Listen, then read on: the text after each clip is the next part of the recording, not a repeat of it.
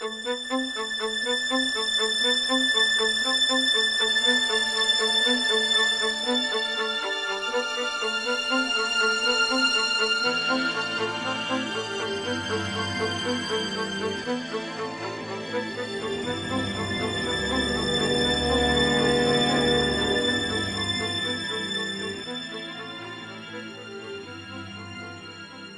is an issue that, I think really touches people a lot closer to home. And too often we look at these issues from a distance and we think, yeah, that's a bad thing.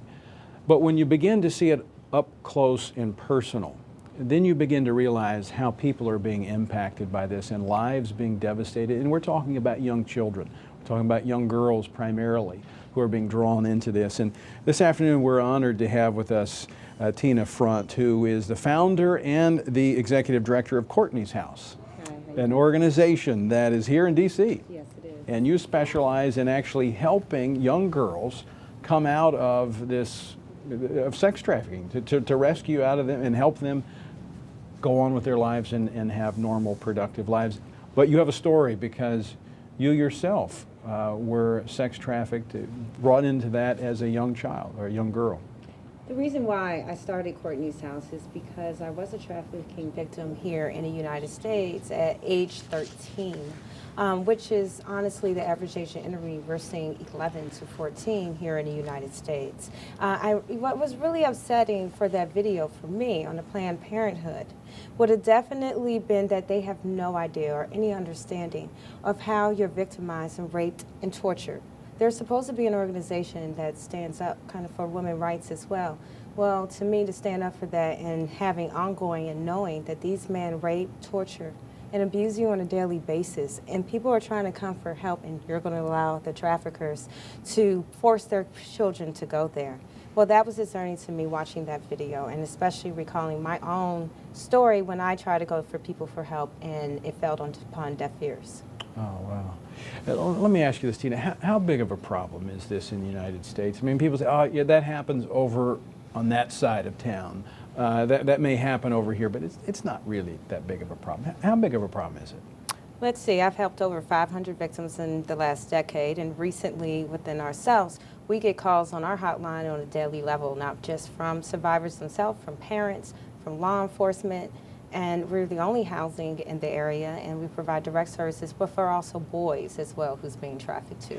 How does this happen? Give us some understanding of how and we're talking about young boys and girls from America, not somebody who is brought in from out of the country. Correct. We'll talk about that in a moment, but we're talking about the little boys and girls who ought to be playing on the playground. Well, what we have to understand is that these are men, these are pedophiles. So when we ask a question, how do pedophiles attract children? They do what normal pedophiles do. They watch and hunt your child. Our cases come out of Manassas, Virginia, Centerville, Virginia, in prominent areas. With that said, these men stalk the children. They stalk our neighborhood, our children, and they watch where they go, what time they go, and then they learn their approach like any pedophile will do. Then they try to befriend them, they become their friend, and then they manipulate you out of your home. We place the blame on children and say, oh, are these runaways? Are these kids who just ran away? Well, to run away, wouldn't you have to have a reason as a 12-year-old? Wouldn't someone have to manipulate you out your home? Mm-hmm. So these are men who are pedophiles. These men are 38, 40. We have a 12-year-old, and the trafficker was 42 years old. Is there a particular profile in terms of the children, those that are more vulnerable to this, that find themselves the victims? Definitely children. And that's the profile, children. Children are easily manipulated because children don't think they're being manipulated. So we put this stigma and say, hey, maybe it's just kids that are from poor families or they just have one parent. No, that's a popular misconception. You can manipulate any child in any situation because they're in those teenage years anyway. So if you get an older guy, younger girl, that's usually what happens in that situation, and they manipulate and control them. And as they draw them into this, how does that unfold? So very similar to exactly what happened to me. So same thing, when someone stalked me, learns your behavior, what time you go to school, who you hang with. And then all of a sudden, this is where that person is. So they're going to befriend them first. They don't just throw them in a car and they're going to traffic you. No, they befriend you. They try to be your friend, tell you to go to school until you gain that trust, and then they manipulate a situation. But we also have to remember the number 2 way in the United States is for parents selling their children. And we do have cases where parents sell their children for a small amount of drugs as well, and that's how they're involved. And how old were you before you were able to come out of that? So for me, when I came out, I was about 15 and a half. But what people need to understand, my coming out of my situation was being in jail for a year and a half. Like most of our clients are still arrested and charged as children. So there was no help. Nobody saved me and helped me, which is why I started Courtney's House, and we do the work we do. And how can people find out more about Courtney's House, where they could be a part of a hands-on ministry that are actually helping people, helping young kids? Well, they can definitely go on our website, www.courtneyshouse.org, and they can read my full trafficking story under About the Founder. And I've read that. I've been to that website. I encourage you to go there.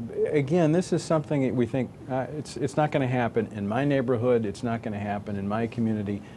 Folks, it's happening all across the country. Tina, thank you so much for being with us. And I want to thank you for the work that you're doing, taking from your experiences, trying to spare other young kids from having to experience that. Thank you, Tony.